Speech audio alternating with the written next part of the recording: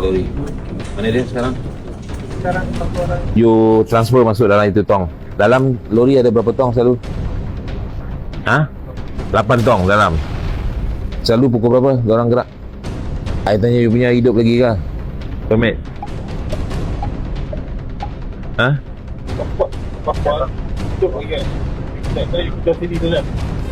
Sini saja. You? Kerja apa? Itu transfer minyak siapa buat? You buat? Semua boleh buat? Kita cari ada datang. Berapa banyak sekali datang botol?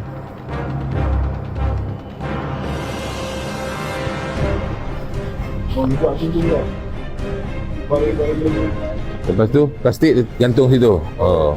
Macam tu lah.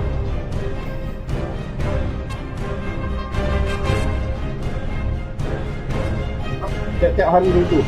Tak kita nak habis. Dua bulan, 3 bulan.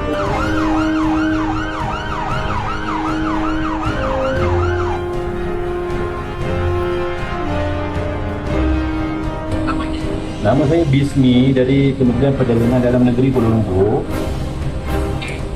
Hari ini kita ada buat satu serbuan lah dalam store ni.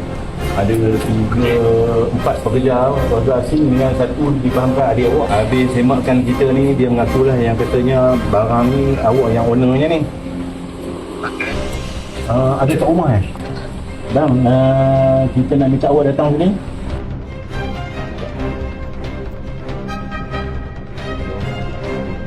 Kami pasukan pegawai daripada KPDN Western Kuala Lumpur sama-sama dengan KPDN Pejabat telah menjalankan satu pemeriksaan atas sebuah premis yang disyaki menjalankan aktiviti menggunting minyak masak subsidi dan dipindahkan ke dalam tong IBC tadi untuk dijual kepada pihak industri lah. Kita lihat sebentar tadi hasil lebih kurang dalam 12,000 kilo minyak masak paket polybag 1 kilo dan selepas ni mungkin akan ada lagi tanggapan dan kita akan siasat pihak yang membekalkan minyak masak ni kepada mereka dan juga kepada siapa disalurkan minyak masak ni dijual kepada pihak ni.